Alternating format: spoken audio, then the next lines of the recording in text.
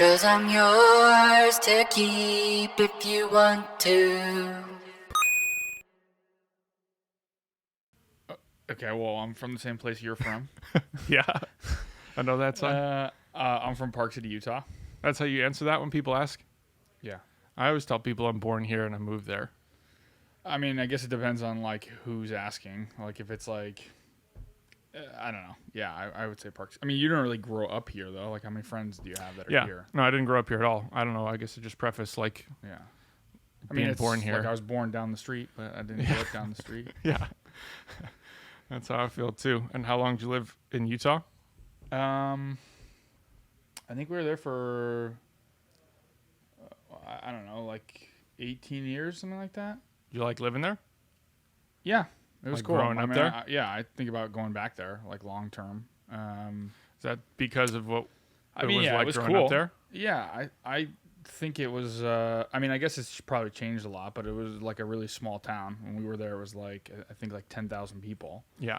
No, it was awesome. I mean, Yeah, I mean, it was just cool. Like, it was just cool being able to like have bikes and just bike around for like a full day, and then you could just be gone. yeah.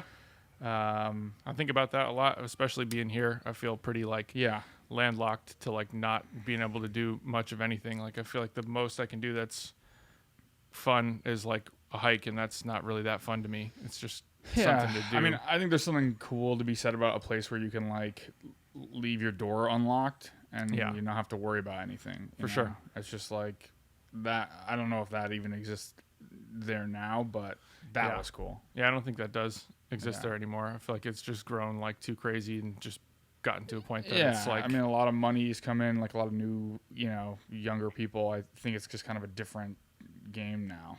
But I don't know. yeah. What was your first job? I mean, I think there was like some busing stuff that I did for like our dad, but that was like not really like a job. Yeah. I think he was probably working at Cows, like this little ice cream shop on Main Street. You like it? I mean, I like ice cream. I didn't like the job, but it was actually not that bad. Weirdly, like I think I was like 15 maybe, and it didn't really feel like you were like working. I feel like you would just get like a paycheck every couple of weeks, but it just was like almost like a surprise because you were just like at this place for 5-7 hours a day. And then during like the winter where it's like everyone's tourists are there, like that Yeah. was like it's almost kind of like a fun thing versus just like a job. But Yeah. it was okay. I don't think I was gonna make a career out of it. What was like the next thing you transitioned to after that? Well, I think I think we like started going to high school and then went to high school in Switzerland. So there was not like summer job type things. I think it was just like I think the next thing after that was internships when I was in college. We were doing like construction in the Yeah, summer I guess that's true. Like I did some construction stuff. I think guess that that was was like after that. that was high school. Yeah. That was during high school. Which actually like I liked that too. That was Yeah. a lot of fun. I liked it a It lot. was just like I mean it sucked, but it was fun. But you like meet a lot of like salt of the earth type people that are just cool. Yeah. And like learning how to build a house, I feel like it's just like something everybody should probably know how to do. Yeah, in some way. for sure. I mean, I feel like learning how to build a house, and now like being a bit older, like I wish I knew a bit about buying and selling houses and understanding the laws of buying and selling houses and the things that kind of live around that whole world of like, oh man, it'd be nice to actually understand how to do all this stuff comfortably, like at some point going forward to buy my own house, like have more knowledge. Because right now, I mean, obviously I have you or dad, people I can like rely on, but I don't have any education. You can't look like at construction and be like, hey, like this is For sure. fucked or Yeah. something, Yeah. or like this is gonna cost $5,000, $1,000, $50,000 to fix, Yeah, or fix it yourself. That's basically like what I'm learning with this place, which is like constantly been remodeled, and it's just like a fucking nightmare. And I've just had this bathroom remodeled that has like been a total piece of shit project, and it's like taken 7 months. Yeah, I mean, I just think it's also like when you do jobs like that, I'm imagining, well, I mean, just because we were doing it when we were younger, but like just in general, you just become more handy and more like confident in like your ability to like like build a door frame, or like if something breaks, like at least having some idea of like how you could fix it versus just being like, Yeah. I don't know what I'm doing here, and just tapping out. For sure. You know? So you went to school in Switzerland. What was that like? It was cool. I think it was like How old were you when you went? it was like some Harry Potter type shit. I think how old was I? I think 17. I think I was there like 17, 18. Is that the something like first time that you Those were last like 2 years of high school? away from everybody for a Um, longer period of time? I guess I mean I went to like summer camps and stuff like that. Oh, yeah. But that's only like a couple of weeks, so it's Yeah. not really. I mean, this is like 4 months or something. Yeah. I mean, it's a little weird, but I feel like everyone goes to those schools and is in like the same spot where like they don't really know anybody, For sure. and they're just like trying to be, they're, like you're just kind of thrown into a situation, and that kind of puts everyone together, and then all of a sudden, like I have good friends from that, Yeah. and I liked it. I think it was cool. I like being just in a totally different environment and just kind of changing it up. Yeah. For sure. I mean, How'd you like it? I loved it. I mean, when we lived in Italy, I didn't obviously like Yeah. it, but I just was like, I think just probably growing in a way that was like just more that I just didn't understand what was really going on. Like at the time, it was really hard for me, but I look back at it like, damn, that was fucking awesome. So I think I just didn't understand how to kind of be in the moment more. Like I didn't have perspective at all, and it was just like hard. Mainly, I think just because like the school was so confusing to me, like being in like a British school system and like just literally spelling color wrong and being like, what the fuck? It just, Yeah, it's weird. it was hard on me at like 10. but I think it's also one of those things that you just kind of assume because you're doing it that everybody does it, Yeah. and you don't realize that like almost none of your friends have like that Zero. background, Yeah. which is like, and it's also just kind of hard to appreciate something like while it's happening, and then you kind of look back in a Yeah. decade and you're like, wow, that was like pretty awesome. Yeah, for So, sure. I think Switzerland was great. Like, I think that was cool. It was just, I think the coolest part of that was meeting people from all over the world. Like, it was like a 40% American school, and then Yeah. like the other was like some great like friends from Turkey and like Yeah. just all over the place. Like, friends from Belgium and Italy and stuff like that. So like that, at a point where everyone's kind of, coming of age in weird ways, where you're like traveling independently and like you go to a bar for the first time because like you're 18 and you can do that there.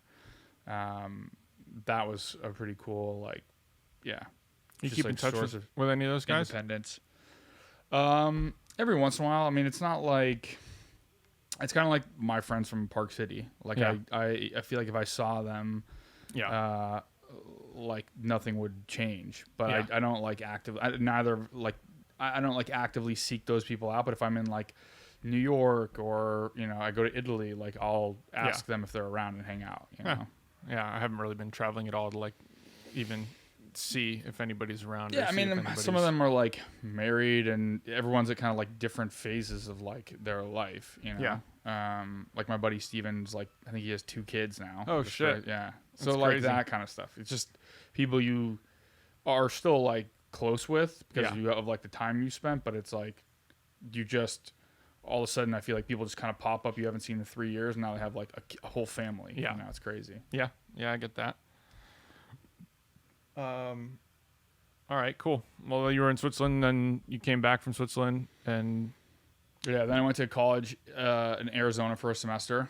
Yeah. And then I went to U of A, and then I went to, the reason I went there is because I got into the school I wanted to get into just on like a deferred acceptance. So Yeah. like I just didn't want to graduate in like December versus like graduating in like Yeah. the summer with all my friends. So sure. ended up going to U of A for a semester, which was awesome. And then nice, son. Yeah, Real nice. professional setup over here. And then I went to Boston, which was I like don't love Boston, but I love like my friends there. Same kind Yeah. of thing. It's like it would take like an act of God probably to get me to go back to Boston.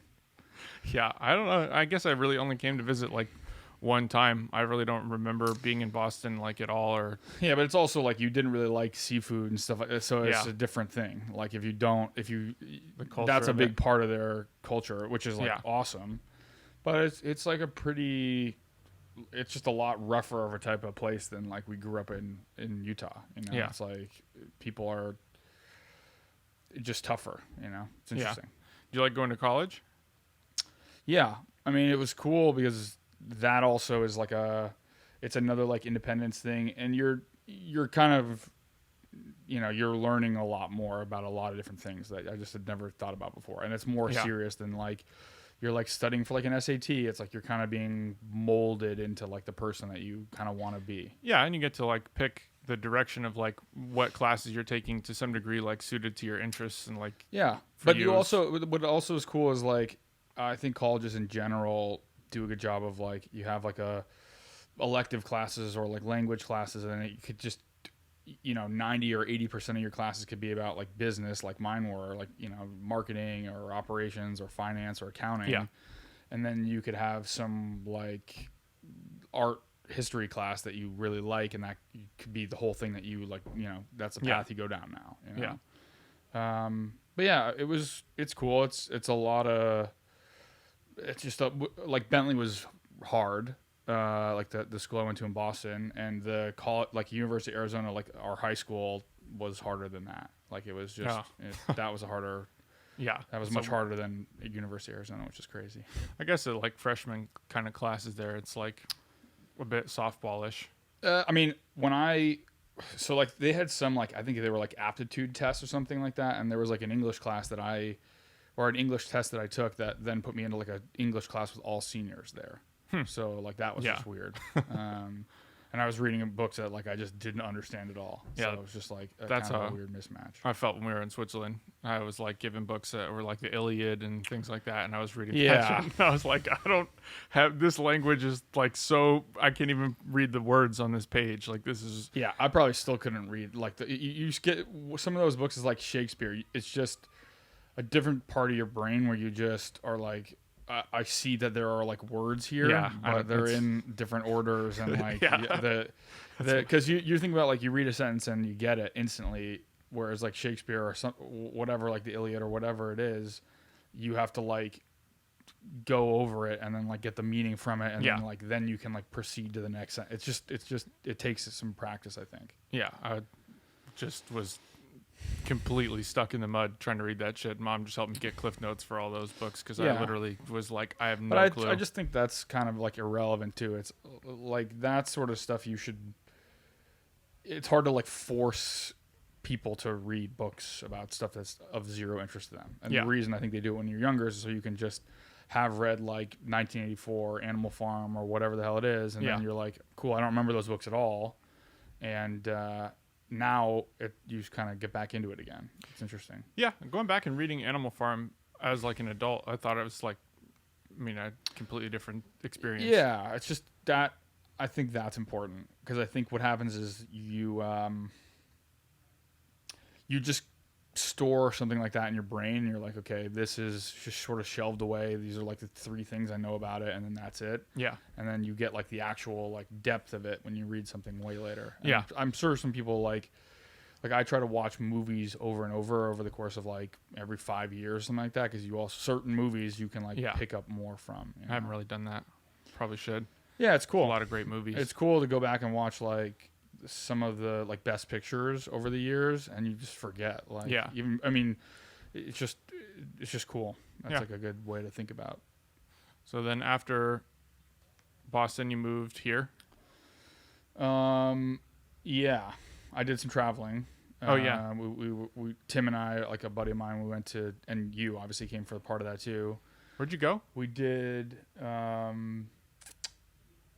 Costa Rica, Thailand, Bali, and then Australia, where you met us. And we went like skydiving and scuba diving at the Great Barrier Reef. Like that was, because I think what we were looking at, like everyone was like kind of getting jobs. It was like the height of the recession, or at least it was May of 2009. So it was just like everything was a kind of a mess. Oh yeah. And then we just traveled for 3 months, and it was just like cheap and amazing. Like we stayed at like 5-star hotels for like $100 a night, and it's crazy. In Thailand. Yeah, it was a good time. And then you guys both moved to LA together. Yeah, so Tim and I had we were living together. I think for one of the summers, maybe it was like our senior year. We were living in Venice for the summer, Mm-hmm. or maybe it was the summer of our junior years, I guess. Yeah. And that was before like Venice was like cool. I think it had like 2 bars, and it was just like pretty run down, but it was awesome. Yeah. Like, we went It's surfing like, every day, and yeah, you surfer know. town for sure. Yeah, so that was cool. But yeah, it just also feels like a lifetime ago. Yeah. And then you moved here after senior year and started working. Yeah, so when I got after we were traveling, I'm trying to think. This is because it was a minute ago. I got a job working at in commercial real. I got my real estate license. Then I got a job working at Marcus and Millichap in downtown LA. Mm-hmm. I remember that. For like I was there for I think like 2 or 3 years while we were like promoting too. It was like a whole thing. Like I was basically working, 9 to 5 at a commercial real estate company, doing all like industrial, like sales, and then on the weekends partying with friends of mine. We were like that's where we started like building like a nightlife business and like started promoting, and that quickly just kind of became a lot more fun and a lot more money. So it was just. What was like the course of seeing all that from when you first started to like when you stopped? Like just in terms of Which like piece, the real estate piece or the promoting piece? the promoting piece, probably more. I mean, I guess real estate's probably pretty like flat line the same. I doubt it really moved a lot, but I know the nightlife side of things, I'm sure went from whatever stage of excitement it was when you first started to like just kind of seemed like it faded out. Yeah, I mean, when we first started, it was like unreal. I mean, we had like like me and my buddy Ben, who you're like promoting with. It just starts by like you're getting paid to bring you're getting paid $5 to bring in a person, right? That's just how that is, right? Yeah. And then you bring in 100 people, you get $500 for the night, which is awesome. Yeah. And you get a table for free, and thousands, what is the equivalent of like thousands of dollars of alcohol for free, and it's just like a good setup. Every person just has to say that they came through you. Like, how do they I monitor? mean, they have to say they came through you, or we used to arrange like party buses, and then we'd meet these guys outside and walk everybody in. Oh, They would okay. send with like one of those like handheld clickers and like Yeah. click, click, click, click. Yeah, So, yeah. So that when we started doing that, it was crazy because everyone was like, we were all young. We were all like, everyone was like moving here. We had a lot of like friends of friends that all started coming out, and then it just became like this crazy, Yeah. like it just evolved into like literally hundreds of people hitting me up every single weekend, or Ben and I up, Yeah. and everyone, like the club scene was like a big deal then. So it was like people partied, like EDM music was like house music was just huge. Yeah. I feel like that was kind of like the beginning of that bubble. Yeah, where and I think in a it lot of was- ways, like it's just very that type of music is like very conducive to like partying. Yeah, right? And for like sure. spraying champagne Yeah. and like sparklers and like everyone just high going energy. crazy. Yeah, You know? yeah. And then that became, we did that for years, probably 5 or 6 years or something like that. And it just, the business kept building. Like people would open new clubs. We would start meeting with the owners, and like, certain people we met with were shady. Certain people we met with were great. And then we started just, kind of evolving as that space did. And then I think like, I don't know, I guess this is like 6 years ago now, like everything started moving from like the club stuff to more like bars, restaurants, lounges, and then Yeah. like now I don't even know like who goes out to clubs really. It's I'm just sure like kind of a COVID dead was thing. like a Yeah, but it's big it kick. just the music shifted to more like hip hop stuff. Yeah. And it's just different scene. Yeah, so I think, I mean, at it least kinda for died me, that way. like from the music side of things, I noticed that like it's all about festivals now. Like it really just Yeah. like that like party But culture. I mean, people still promote festivals. That was like a thing that was happening. We never really did that. I think in some ways, like Coachella started really replacing that for people. So Yeah. like that became cool.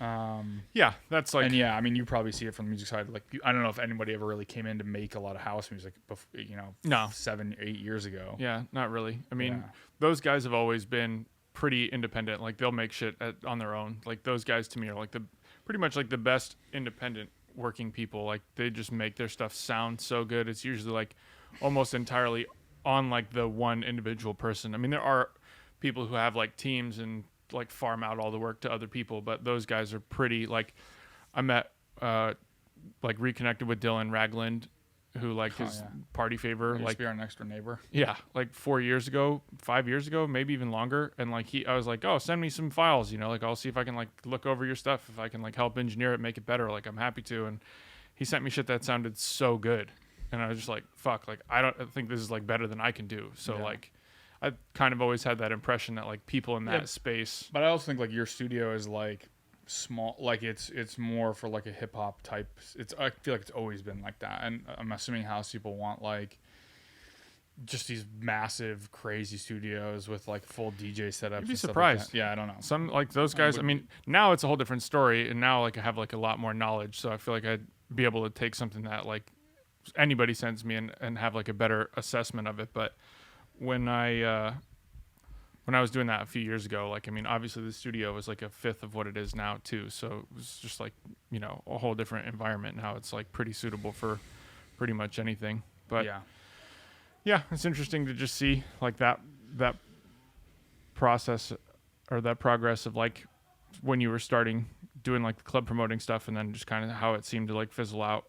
I was just curious like what that scene transition but it's also was like. and I think this was another thing that Ben did that was smart, was that like he was basically like, look, I don't want to be like an old guy doing this, because like that was the other thing that was just like, I never really thought about it that much until he kind of brought it up, but it's like lame to do when you're older. I just like, I'm happy that it just sort of like, I mean, you kind of get aged out of it unless you want to hang out with like, you want to be the weird guy who's like 35 or 40 hanging out with girls that are like 20. It's just too much of a stretch. But it's just cheesy in certain ways, and like it's kind of, I just feel like you never really grow up if that's going to be your life, you know, unless you want to own the club, which is different. But same kind of thing. It's just like, I think we did a good job of kind of seeing it for what it was, and then like getting sort of like maximum enjoyment out of it, and then just moving on when it was time. Yeah. 'Cause it's just, it's not something that you kind of do for a long time, I would imagine.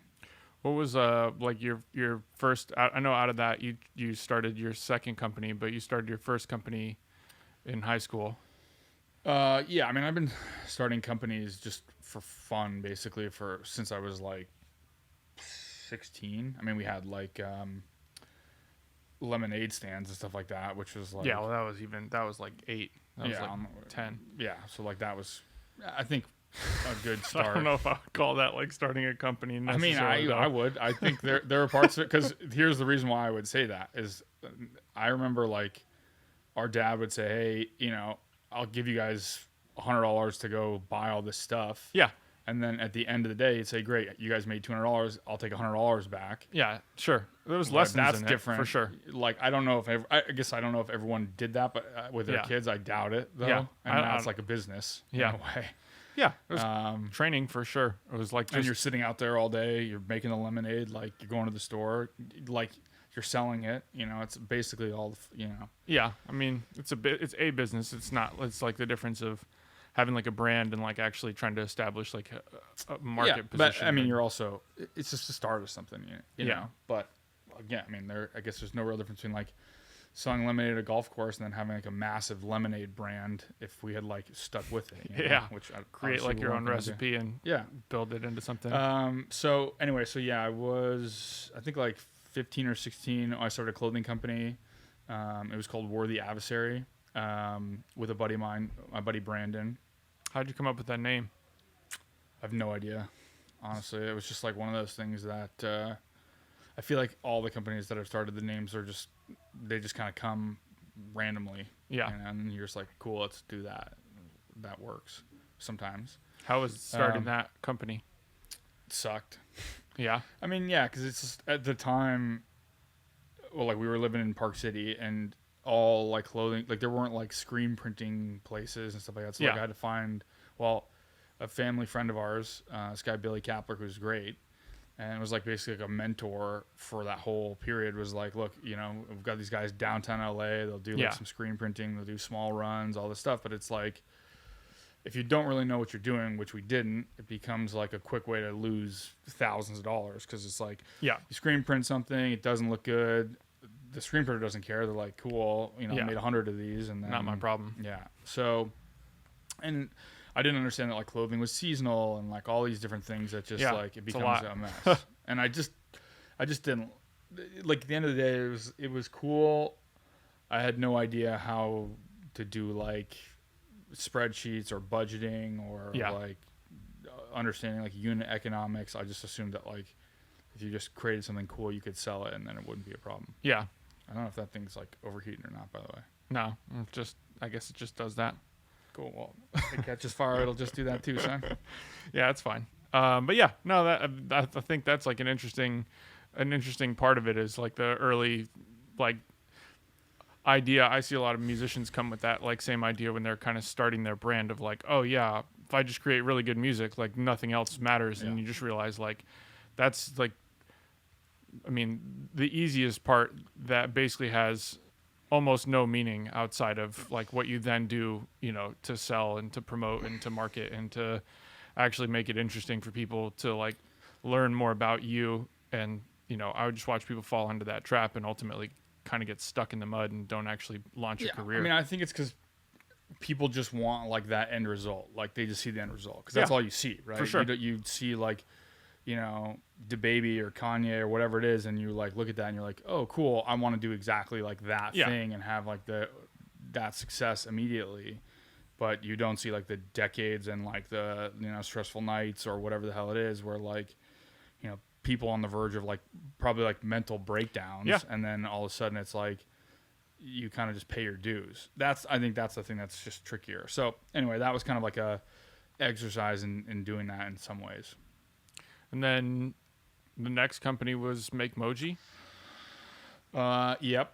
So I mean, the promoting company was a company, but I don't really feel like it was. I mean, it wasn't like it was a company like that. It's just they're all different. It was more of like a services type company. Yeah. MakeMoji was more of like a tech type company. Yeah.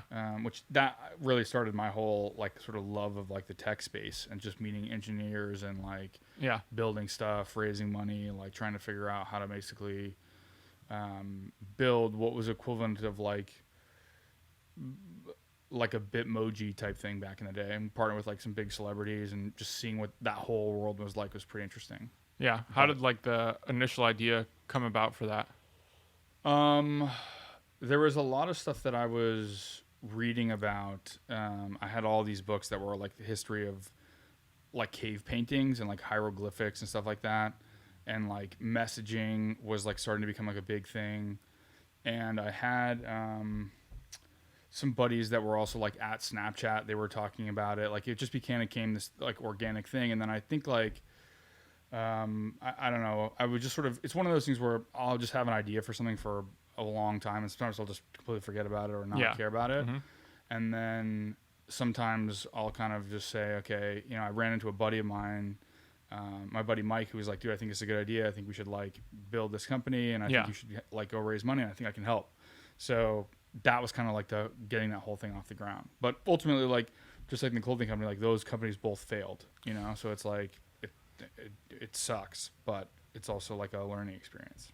Yeah, I think it's a huge learning experience. I mean, I think that obviously was like another level of like exponential growth level of like learning, because you actually raised money and like actually had like investment money, and it was like having probably some funds that you wouldn't have otherwise had access to actually like build a company, hire a staff. Like I've still never done that. I've pretty much always operated as like a one-man band, and it's like it's really awesome in a lot of ways that I have a lot of control and I have a lot of like personal touch across everything I do, but then at the same time it's like horribly handicapping. Like I can't grow beyond like what my physical output is, and I'm always like pretty much strapped for cash like 100% of the time, just because I'm buying other shit that like this stuff was $6,000-$7,000 just to like set up this podcast thing, which is like an experimental project. It's different because I don't really have a plan for this to be a business. Like I don't know that this will ever generate money. This is like a personal project that I'm just excited about exploring. But I mean, like I think raising money is definitely not easy. I think it's easier. It gets easier over time because you start to understand like what if you were going to invest in something, like what are the things you would care about or like you would want to see in like a business. For sure. So like that, it's a little different. It's also, it's just because you're able to raise money doesn't mean like something's gonna be successful, which I think is the other thing that's you just assume like, cool, I've got all this money and hundreds of thousands of dollars or millions of dollars or whatever. Yeah, I'm good. It's just gonna work from here. And then you can either like some people will take their foot off the pedal, or some people will go on like crazy vacations, and like I've seen the whole thing where it's like you just kind of like preemptively just like think you're all the way like billionaire you just level. kind of preemptively spike the ball, which is just not, and that's something you just kind of learn too. It's like you just don't want to be that type of I don't want to be that type of person. So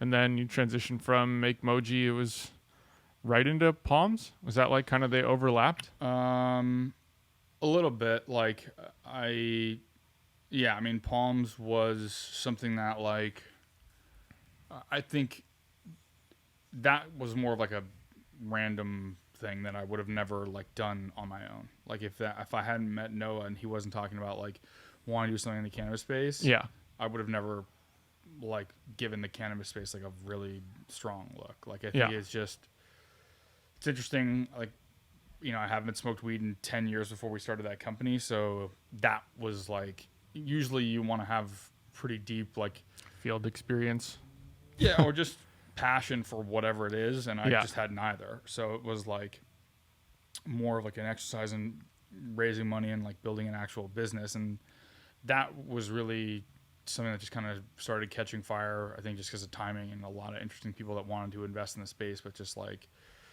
didn't have like a real trustworthy way to do it. Because when we started that, it was like guys were like drug dealers who met like a packaging supplier and like started a company.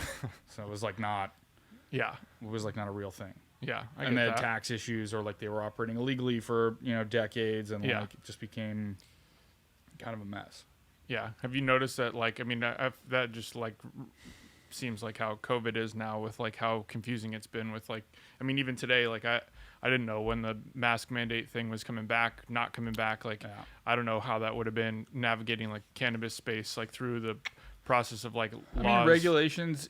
I think that stuff it sucks, obviously, to have to go through all those hoops, but I think in a lot of ways, like, it prepares you to succeed because other people are going to be lazy. Other people aren't going to have good lawyers, good compliance people. They're going to take shortcuts. Like you can just see which is sort of a nice thing. You'll see it, I think, more so in the space, is that like just by sort of existing and doing doing everything like correctly, like filing all your taxes and accounting for like every dollar, even if it's like in cash, and just making sure that everything you're doing is like all the products are like fully tested. Because that's just like you're building a brand, and your brand is really trust. So that space, there's just a lot of people that are shady, unfortunately.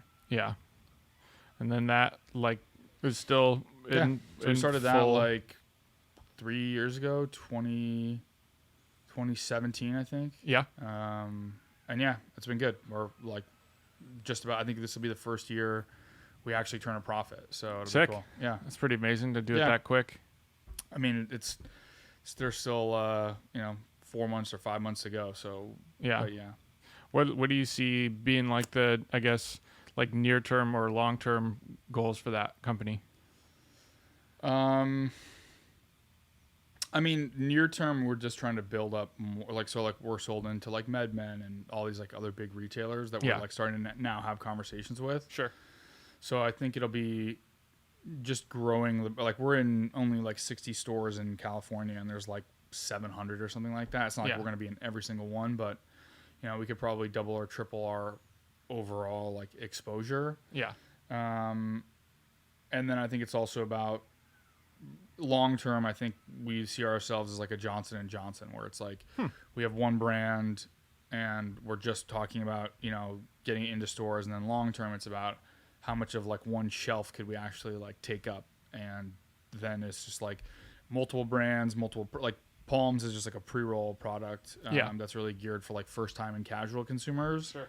And I think we could do edibles. I think there's beverages, like there's like literally hundreds of categories, well, not hundreds, but there's probably half dozen categories that we could easily expand into, and already like have people asking about it. So Yeah. we'll kind of just see where that goes.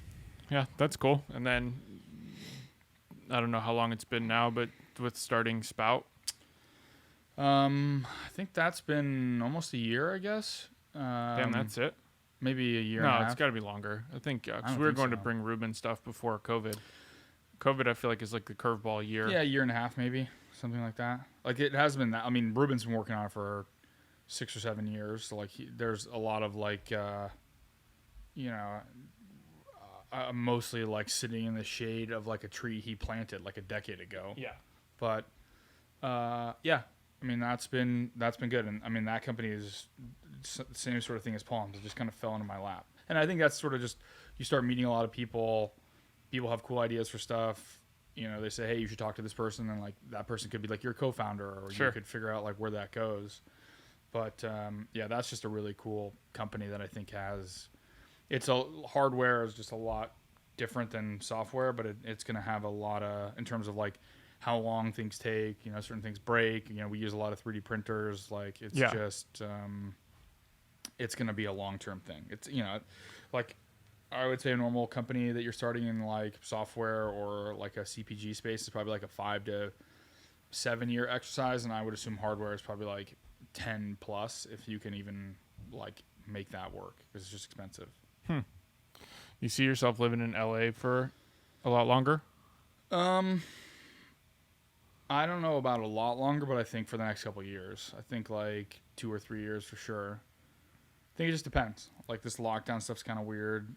Yeah. I'm kind of feeling more of like a desire to go live or just be in a place that's got less people in it, I think. It's just like, obviously we've been to like Montana or stuff like that. I think like, I don't know if that's something I would do tomorrow, but potentially, 5 to 7 years from now. Yeah. What about you? You still thinking Australia? Yeah, I never really, obviously, like on all the places, like I think about that a lot. Like I was just talking to Glenn before you got here, and he lives in like Hawaii, Glenn? well, he was living in Hawaii, but yeah, now he San lives Francisco? in and he was talking about like him and his wife and their kids are looking at either actually buying a place in Hawaii now, or moving to either Portland or Seattle. And I didn't realize that like Seattle doesn't have income tax, so he was basically just like, we can both work remote and like save a ton of money just on income tax. And it's interesting to think about like different states that may have like those kind of luxuries or opportunities. I mean, I think you really have to have a lot of money before that I think becomes that's another factor like too. A part of your thinking. But Yeah. I think more people are gonna like if you bought a house in like Miami, 5 years ago or a year from now, I think it would go up faster than buying a house in like LA. Yeah, I think so. Because of those like tax. Especially now. Benefits. It's fucking crazy here. Like it's just Yeah. grown out of control. But yeah, I think about like, the whole world like scope, and like Australia has just become more and more of a leading interest place, like for all that it has. The only thing that obviously is a setback is like how far away it is from like everything and I the time difference kind is of weird. care about. I mean, honestly, like I think New Zealand's amazing. Same that's difference, another one but of those places that's just like way out there. yeah, they're But both ultimately it's the just same yeah. thing to me, but it's like a more isolated lifestyle. I feel like it's, from what I understand, I mean, from talking to Claire and the more like I learn about it, it's just more of like a government that actually gives a fuck about people. I mean, they still have flaws, but they're like united, or they're like global, whatever, healthcare program to me is like, they're actually incentivized to like keep people healthy. Like they regulate food in a different way where it's like not allowed to have as much sugar, not allowed to have as much artificial shit in it that's like bad for you, because it then weighs on like their cost in the healthcare that they have to give for people. And like that's been probably the biggest thing I've been wrestling with, like in thinking of having a family and thinking about like more future, like 5 years, 10 years, 15 years out. Like this place seems like it's on like a just burning train to hell kind of path right now. Like there's just too many but things it's also that are hard to kind of. I mean, I feel like everywhere is going to have its problems, but who knows? I think it's. I think the burning train to hell is probably a good analogy for it, though. Here, it seems like, Yeah. unfortunately, I mean, literally in some ways. it's a lot of things. Yeah, there's a lot of things that are kind of concerning. But and, I mean, like that's what eye-opening. I'm saying. Like Texas is crazy hot, and like Yeah, I Florida mean, is super humid, and They get Australia that. has like spiders that are like the size of like a small car. Like it's Yeah. it's crazy. Yeah, no, that's something. I mean, they have fires. They have all other climate issues too that are pretty significant. Like, and you're stuck on an Yeah, they island. have crazy fires. I mean, they had a fire that wiped out like whatever, Yeah. like 1 billion animals or something like that. Yeah, Like, and that's crazy. That's also like a place that, like, if you're in that environment, like you're on an island, like you're stuck, like you can only get off at such a pace if like you actually had Yeah, to but evacuate. it's better. I mean, that I think it's easier to evacuate an island than it is to evacuate like Los yeah. Angeles. Yeah. Yeah, that's going to be interesting. Yeah. But I mean, that's just like something I have fun thinking about. But I don't know. I think that's pretty much it. Cool. I think You wanna that's wrap like this up and we'll go hike. Yeah, I think that was, more or less like the rundown. I mean, there's still things I got to figure out. I think, it being so busy in here is definitely a factor.